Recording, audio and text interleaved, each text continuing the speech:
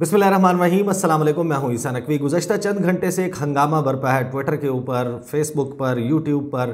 इसके अलावा मेरे व्हाट्सएप के ऊपर बहुत सारे लोग मैसेजेस कर रहे हैं और उसकी वजह यह है कि मैंने 2 दिन पहले एक वीडियो की थी इसहाक डार साहब के हवाले से, और उस वीडियो का टाइटल था how costly was Ishaq Dar's flight to Pakistan, details by Isa Naqvi. और इसका थंबनेल जो है, उस थंबनेल पर लिखा हुआ था इसहाक डार दुनिया का महंगा तरीन सफ़र, 810 अरब रुपए की एक फ़्लाइट, 26 सितंबर को होने वाली वारदात। इसके साथ एक बीबीसी की खबर का स्क्रीनशॉट मौजूद था। इसहाक डार साहब जब 26 सितंबर की रात नूर खान एयरबेस पर तैयारे से बरामद होकर कैमरे की जानिब आ रहे थे, उसका स्क्रीनशॉट मौजूद था। मरियम नवाज साहिबा मौजूद थी और उसके अलावा एक मेरी तस्वीर मौजूद है और राना सनाउल्लाह साहब मौजूद हैं। अब इस ख़बर के हवाले से, इस वीडियो के हवाले से और फिर एक ट्वीट इस वीडियो के हवाले से मलिहा हाशमी साहिबा ने किया। उसके बाद बहुत सारे लोगों ने मेरे से सवालात किए कि ये क्या एब्सर्ड सी बात है कि 810 अरब रुपए की एक फ़्लाइट। पाकिस्तान के वज़ीर दिफ़ा ख्वाजा आसिफ साहब ने भी जो है वो इसके ऊपर गुफ्तगू की। पहली बात तो ये कि ये वीडियो जो है वो मेरे यूट्यूब चैनल पर मौजूद है, अभी भी मौजूद है, बिल्कुल रिमूव नहीं हुई। 13 मिनट 31 सेकंड इसकी ड्यूरेशन है और इस वीडियो में कहे हुए एक एक लफ्ज़ पर मैं कायम हूँ। बल्कि मेरे से एक गलती ये हुई कि मैंने बीबीसी को जो कोट किया, क्या कोट किया वो भी मैं आपको बताता हूँ। बीबीसी को जो कोट किया उस अंदाजे के मुताबिक ये फ़्लाइट जो थी वो पाकिस्तान को, हमें इसहाक डार साहब की पाकिस्तान आमद और आमद के बाद जो कुछ उन्होंने पाकिस्तान की मईशत के साथ किया वो 810 अरब रुपए में पड़ा। लेकिन अगर मैं आपके सामने दीगर आदाद व शुमार रखूं तो मैं आपको ये बता रहा हूं कि मैं रिवाइज़ कर रहा हूं। इसहाक डार साहब की ये जो एक फ़्लाइट है जिस पर उठाकर इसहाक डार को लंदन से नूर खान एयरबेस रावलपिंडी पहुंचाया गया, ये पाकिस्तान को आज के डॉलर के रेट जो कि वेबसाइट पर मौजूद है उसके हिसाब से 4170 अरब रुपए में ये एक फ़्लाइट पड़ी है। इसहाक डार साहब जिस फ़्लाइट पर आए और आने के बाद जो कुछ उन्होंने किया, जो मुआशी फ़ैसले किए, और ये मैं नहीं कह रहा, मैं आपको सुनवाऊंगा मिफ्ता इस्माइल साहब क्या कह रहे हैं। फ़ारूक सलीम साहब उन्होंने जो गुफ्तगू की, और फ़ारूक सलीम साहब कौन है? फ़ारूक सलीम साहब वो मुआशी माहिर हैं जिनको इसहाक डार साहब ने और वज़ीर-ए-आज़म शहबाज शरीफ ने गुज़श्ता दिनों जनवरी के वस्त में एक कमेटी बनाई, ऑस्टेरिटी कमेटी, जिसने कट डाउन करने थे एक्सपेंडिचर्स, जिसने ये सजेस्ट करना था कि हुकूमत के अखराजात कैसे कम किए जा सकते हैं। जो फ़ारूक सलीम साहब हैं वो ये दावा करते हैं कि इसहाक डार साहब और वो कमेटी जिसको आप कहते हैं कि कफ़ायत शुआरी कमेटी में मौजूद हैं इसहाक डार की, वो ये कहते हैं कि इसहाक डार ने जो मुआशी लहू लुहान किया है पाकिस्तान में वो लगभग नुकसान 15 अरब डॉलर का बनता है। और अगर आप 15 अरब डॉलर को आज ज़रब दें 278 रुपए से, अगर 278 रुपये आज डॉलर की कीमत है मार्केट में, तो 15 अरब डॉलर का मतलब है कि पाकिस्तान को होने वाला नुकसान 4170 अरब रुपए का है। तो ये जो फ़्लाइट की कॉस्ट है ये 4170 अरब रुपए में हमें पड़ी है। और अगर किसी को ये बात समझ नहीं आती, किसी को ये नहीं पता कि फिगर ऑफ स्पीच क्या होता है, मैं लिंग्विस्टिक्स नहीं पढ़ा सकता, मैं आपको सिंटैक्स सिमांटिक्स नहीं पढ़ा सकता, मैं आपको स्टाइलिस्टिक्स और प्रैग्मेटिक्स नहीं पढ़ा सकता, जो उलूम हैं लिसानियात के, उनके हवाले से तो जाहिर है कि मैं तदरीस के शोबे से ना वाबस्ता हूँ, मैं सहाफ़ी हूँ, मैं आपका उसके ऊपर लेक्चर नहीं दे सकता। लेकिन मैं आपको अब ज़रा आसान तरीके से और इनके अपने लोगों के अल्फाज में ज़रा समझा देता हूँ। पहले मैं आपको कुछ ट्वीट्स बता दूँ, बड़ी इंटरेस्टिंग। वैसे तो सवालात तकरीबन मेरे तमाम दोस्तों ने किए, व्हाट्सएप ग्रुप्स जिनमें मैं ऐड हूँ उसमें मलिहा हाशमी साहिबा का ट्वीट जो है उसका स्क्रीनशॉट शेयर किया गया, जिसमें मलिहा हाशमी साहिबा ने लिखा था कि सहाफ़ी ईसा नकवी ने इंकशाफ किया है कि इसहाक डार को 26 सितंबर को जो जहाज़ पाकिस्तान लेकर आया था उस सफ़र पर 810 अरब रुपए का कोट अनकोट लिखा उन्होंने सरकारी खर्चा हुआ। इसहाक डार से पहले उसे पकड़ें जो उन्हें पाकिस्तान एयरफोर्स के जहाज़ पर लेकर आया। फिर नीचे उन्होंने अंग्रेज़ी में लिखा, good heavens, 810 billion rupees, are you kidding me, then a question mark. इसके ऊपर बाकी बहुत सारे लोगों ने तबसरा किया। ख्वाजा आसिफ पाकिस्तान के वज़ीर दिफ़ा होते हैं, उन्होंने कहा कि जो लोग ये बातें लिखने और जो उन पर यकीन करते हैं उनके मेंटल लेवल का अंदाज़ा करें।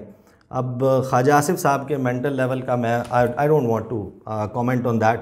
ख्वाजा आसिफ साहब एक सीनियर सियासतदान हैं और बहुत किस्म के अमल से गुज़रे हैं, दुबई भी रहे हैं, ग़ालिबन मुत्तहिदा अरब अमारात रहे हैं, पाकिस्तान में मुख्तलिफ़ पोर्टफोलियोज़ पर उन्होंने काम किया है। तो इसहाक डार साहब की और बाकी लोगों की जिनको मेरी ये बात समझ नहीं आई, उनकी इतला के लिए मैं कुछ चीज़ें जो हैं वो आपके सामने रख देता हूँ। ये फिगर ऑफ स्पीच इस तरीके से होता है जिस तरह आपको कोई चीज़ कितने में पड़ी है, आप गाड़ी ख़रीदते हैं, गाड़ी की कीमत 30 लाख होती है, आप उसके फ्रेट चार्जेस भरते हैं, आप उसको कराची से पोर्ट से शिप करके उसको कंटेनर के ऊपर रख के आप इस्लामाबाद मंगवाते हैं, कोई 30-40 हज़ार रुपये आप उसका किराया देते हैं, आप उसके ऊपर एक नंबर प्लेट लगवाते हैं और टैक्स पर भरते हैं, कोई 2-3 लाख रुपए उसके ऊपर लग जाता है। आप उसमें आपको उसका साउंड सिस्टम पसंद नहीं है, आप उसके साउंड सिस्टम को अपग्रेड करते हैं, कोई 15-20-30 हज़ार रुपये आपका उस पर लग जाता है। आप उसमें नया जो आपके जो फुट मैट है वो आपको पसंद नहीं आया, आप फुट मैट उठवाते हैं, आप 3-4 हज़ार रुपये के उस पर फुट मैट्स डाल देते हैं, फिर उसके बाद कोई और आपको उसमें कोई चीज़ एडिशंस मॉडिफिकेशन करवानी है तो फिर वो आपको गाड़ी जाके पड़ जाती है वो 35-36-37 लाख रुपए की।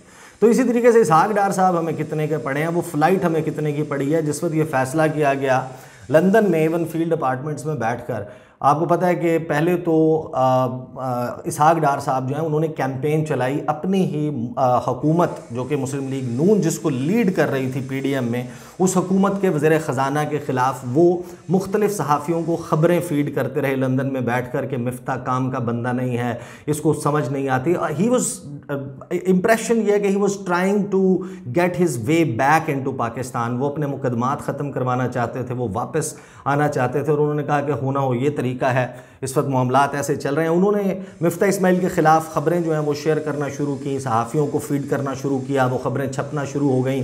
मिफ्ता इस्माइल के ख़िलाफ़ उन्होंने अपनी पार्टी में एक केस डेवलप किया कि ये एक निकम्मा, नाकारा, निकट्ठू शख्स है और इसको हटाया जाए। मैं हूँ वो सर्जन, मैं हूँ वो मकैनिक, मैं हूँ वो मिस्त्री जो कि पाकिस्तान को जो है वो पार लगा देगा, पाकिस्तान की मईशत को दुरुस्त कर देगा। वो कामयाब हो जाते हैं। अब ज़ाहिर है कि समधी भी हैं, रिश्तेदारी भी है, सब कुछ है, पुराना याराना है, दोस्ती है, सब कुछ है। वो अपनी इस मूव में कामयाब हो जाते हैं। पाकिस्तान के वज़ीर-ए-आज़म शहबाज शरीफ जाते हैं, वो स्टॉप ओवर करते हैं लंदन, वहाँ से वो चले जाते हैं।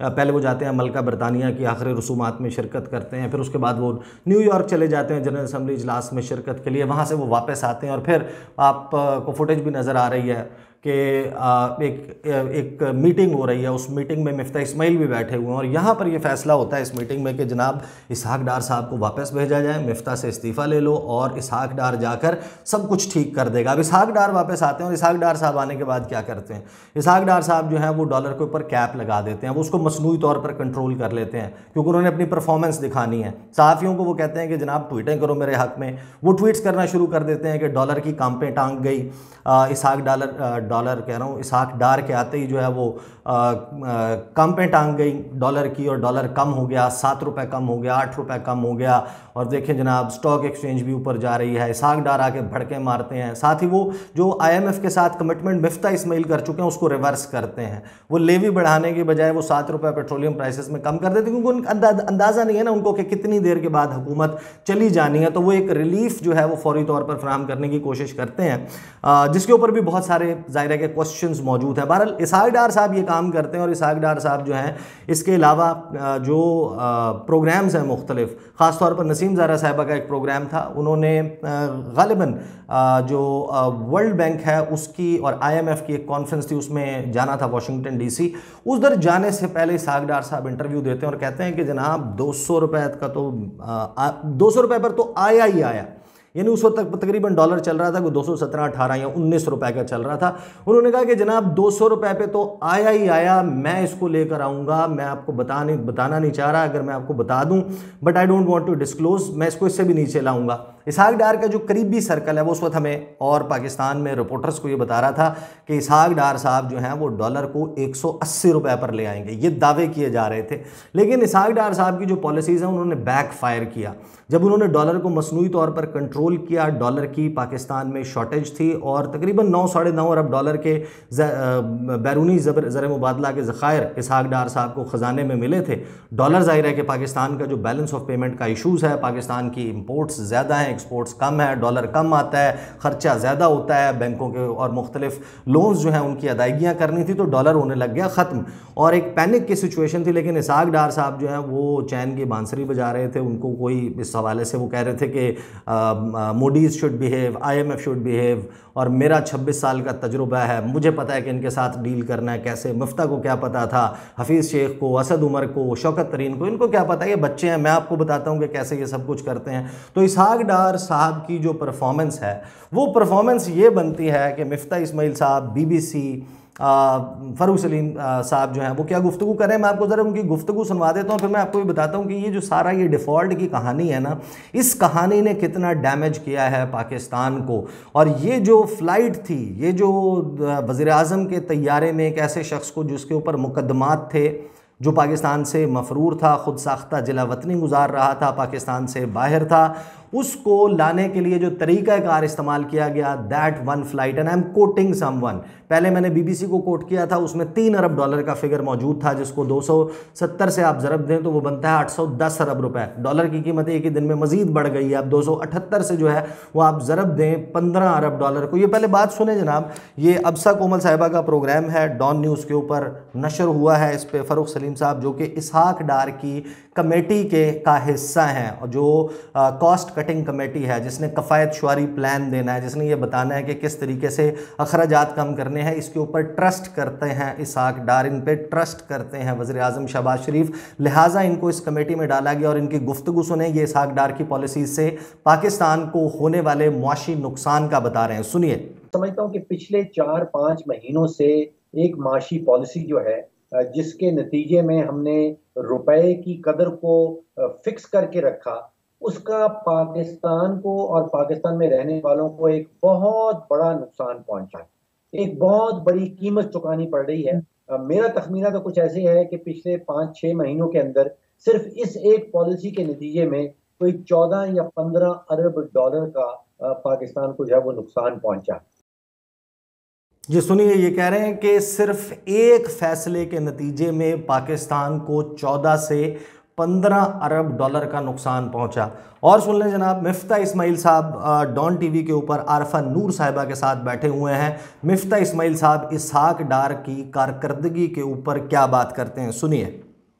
कि जो नुकसान हुए हैं, वो इस तरह देख लीजिए कि क्योंकि हमने डॉलर को रेट को 2 डिफरेंट रेट करे थे, तो हवाले मार्केट से लोग रेमिटेंस भेजने लगे थे, तो 10% पर मंथ हमको रेमिटेंस का पिछले 4 महीने में नुकसान हुआ है, जिसको तकरीबन $1.25 बिलियन होता है।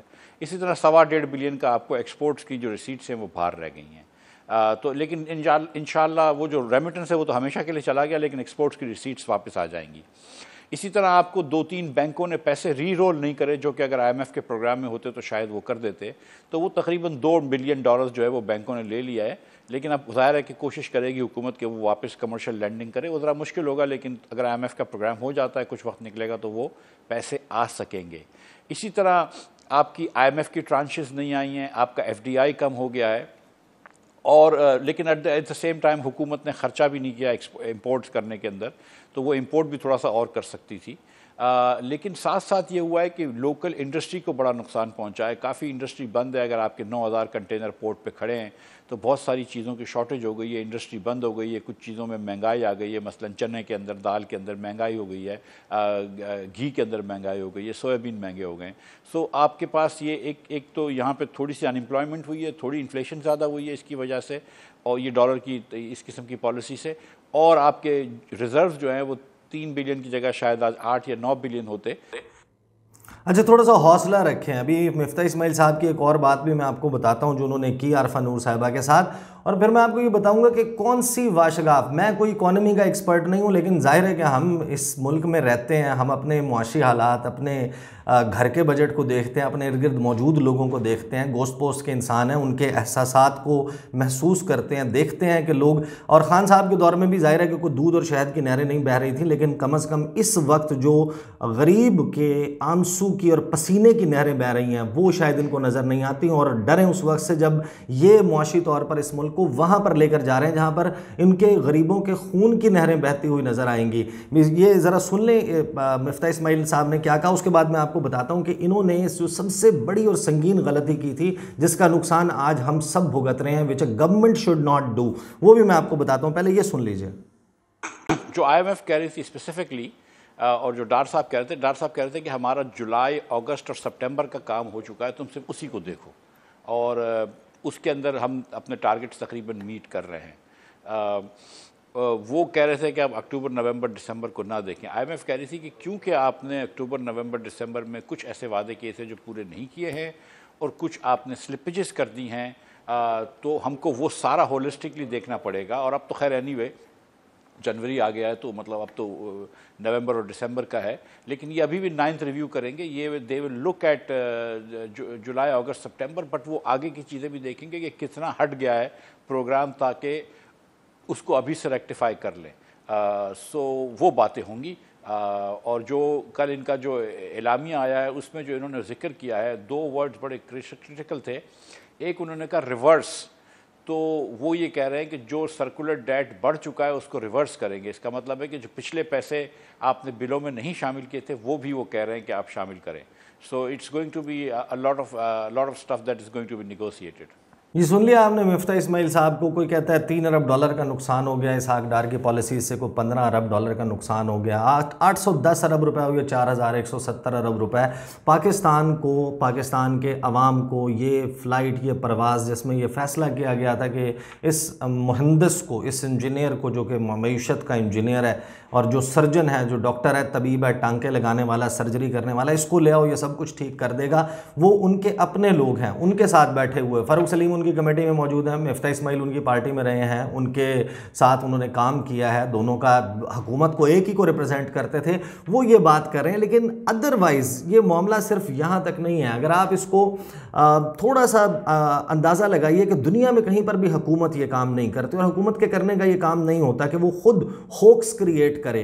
कहानी ये है कि जनाब, आप 8 मार्च 2022 से पहले कोई वर्ल्ड बैंक की, IMF की, किसी बैनुल अक़वामी मालियाती इदारे की, किसी ऐसे जरीदे की जो आलमी सतह की शोहरत रखता हो और इकॉनमी के मामलात को कवर करता हो, को पाकिस्तान का ऐसा रिपोर्टर जो ये कह रहा हो कि पाकिस्तान डिफ़ॉल्ट कर रहा है या पाकिस्तान डिफ़ॉल्ट करने वाला है, कुछ सीरियस वार्निंग पाकिस्तान को मिली हो।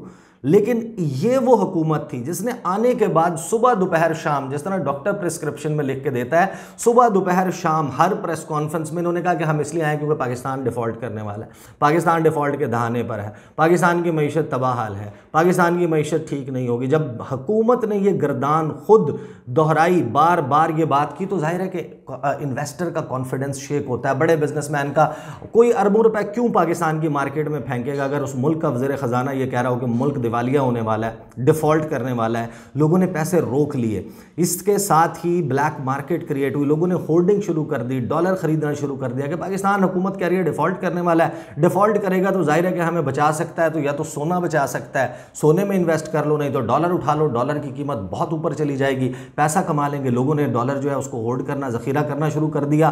क्या हुआ, लोगों ने रेमिटेंसेस जो है वो बैंकिंग चैनल के ज़रिए, क्योंकि मार्केट में डॉलर शॉर्ट था, मार्केट कुछ और डिटरमिन कर रही थी, बैंक कुछ और रेट दे रहे थे। आपका जो ओपन मार्केट है, जो ब्लैक मार्केट है, वहाँ पर अगर 260-70 रुपए का डॉलर मिल रहा था तो लोग जाहिर है कि डॉलर जो है वो उस मार्केट से भेज रहे थे, हवाला के ज़रिए, हुंडी के ज़रिए पैसे आ रहे थे और बैंकिंग जो चैनल है वो इस्तेमाल नहीं हो रहे थे।